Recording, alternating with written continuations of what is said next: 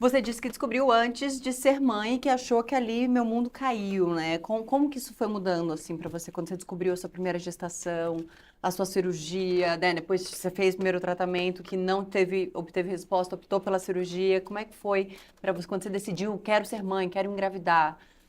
A sua gravidez foi planejada? Foi. Conta pra Foi. gente um Na pouquinho. cirurgia eu optei por tirar o DIU, porque mais uma vez é sempre essa dúvida, quanto tempo eu vou demorar para engravidar, né? E aí eu fui começar então as tentativas. Como todo mundo, é uma gestação planejada, mas até que Sim, ponto, né? A sim, gente sim. nunca sabe o que pode acontecer. No meio desse processo eu desistia de engravidar, aí eu voltava a tentar, e aí eu desistia de novo. Eu desisti 2 vezes, assim. E aí chegou uma hora que eu falei, eu não aguento mais, já fazia 1 ano e 3 meses, porque no começo você fala, eu não vou comprar aquela viagem, porque como que Eu eu vou vou dar esquiar se eu grávida. estiver grávida? Eu não vou fazer não sei o quê, porque se eu estiver grávida, ai, nossa, no seu casamento, eu não sei se eu vou poder ser madrinha, porque aí eu falei, chega, vou viver minha vida e vai dar tudo certo. E aí depois, então, depois de duas desistências de engravidar, depois de 1 ano e 3 meses da cirurgia, eu acabei engravidando espontaneamente. Minha gestação também foi super tranquila, não tive. Em geral, as mulheres, é um período em que a endometriose fica silenciada por conta dos hormônios, você Que não sente loucura, dor. né? O corpo. É um período que, assim, as mulheres que sofrem com muitas dores ficam muito bem durante a gestação. Em linhas gerais, não é uma doença que vai interferir tanto no risco depois que a gestação já está, né? Que você de fato está grávida e você descobre que você está grávida, não precisa de nenhum acompanhamento específico, mas é interessante manter os hábitos anti-inflamatórios pela gestação em si, mas não vai aumentar a chance de você ter aí um trabalho de parto prematuro ou de você ter alguma intercorrência com o bebê, se você manter ali os cuidados de estilo de vida.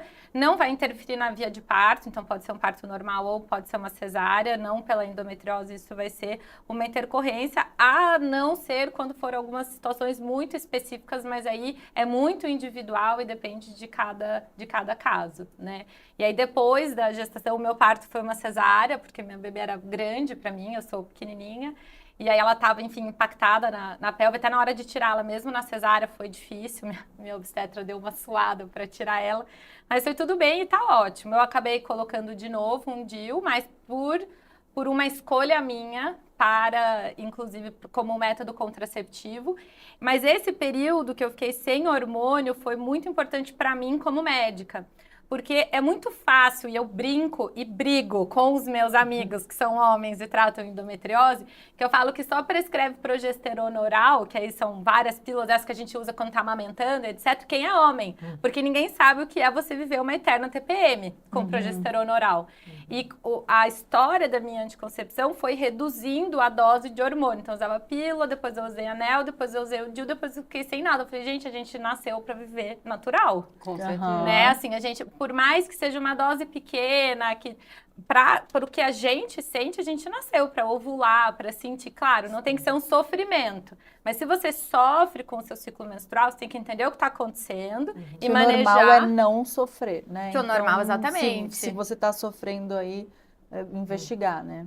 Investigar e entender. E aí, se você quer, por exemplo, hoje eu quero, porque eu tenho outros benefícios do uso de um método hormonal, mas aí é uma escolha e não uma obrigação. E que importante falar, porque levar 18 anos, né, para descobrir, inclusive com um diagnóstico, né, negligente e tal.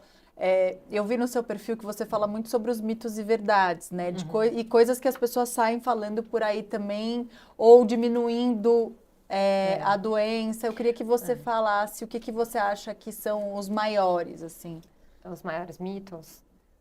e verdades. O que você acha de importante, Falando assim, de gestação, né, principalmente, infertilidade. fala muito que engravidar, né, você quando engravidar, você vai melhorar da endometriose. Eu tinha já 3 filhos, então eu sou o exemplo vivo de que não tem nada a ver, né. Você fica realmente sem dor durante a gestação, Mas depois ela Depois volta. tudo volta ao normal. Tanto é que eu comecei a piorar dos sintomas mesmo depois dos meus 3 filhos, né. Antes, você tinha muita cólica, mas... Eu tinha, só que eu acho que a parte dos sintomas que ficaram mais silenciados é que eu tive 3 gestações próximas, então ficou um período longo, meio silenciado. E aí depois, depois que o Davi nasceu, eu perdi minha cachorra, que era assim, mais uma filha. E estava no meio de uma reforma, então essa parte emocional pesou muito. Acho que E aí, mãe de 3, né? Mãe de Mãe de três, 3, mas perdeu recém- mais menos de reforma. 5, com menos de 5. Uau. Uma reforma que não acabava e a minha cachorra de 14 anos que morreu numa negligência também, foi um desastre. Então foi, acho que a gota d'água, assim. Mas eu ia ficar, acho que se não tivesse dado aquela dica no exame, essa conversa, eu ia ficar uma vida, assim, porque infelizmente nós mulheres somos acostumadas a achar que sentir dor é normal. E a com gente acha certeza. que a gente é que guerreira, aguentar, que a gente aguenta. E o corpo, ele tem um limite, então não adianta, a gente só tá piorando, né? A bomba é uma bomba relógio.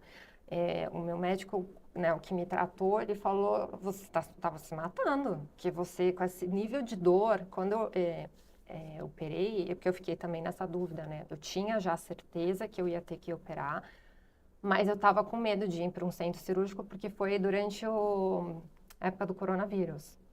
E entrar num hospital, Nossa. né, para fazer uma cirurgia que seria, né, eletiva, não uma emergência.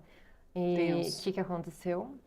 Eu fui fazer, aí a gente ia fazendo acompanhamento com o exame de sangue e um dos marcadores que a gente usa também para endometriose, CA-125, é um marcador também tumoral, né?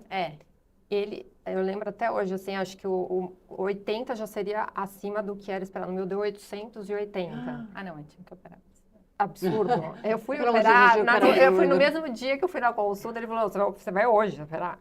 Então, eu fui, deu tão alterado esse marcador que eu fui com a suspeita de, né, poderia ser câncer.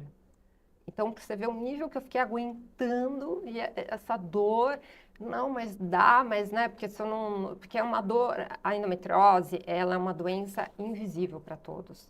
Então, é muito você, né, você tá sentindo, mas as pessoas, então eu ficava assim, não, né, porque uma coisa é você ter câncer, uma coisa é você ter uma doença que mata. Uma doença que não mata, você fala assim, não, eu vou tolerando, eu vou indo. E aí essa é uma das maiores lições que eu aprendi, né?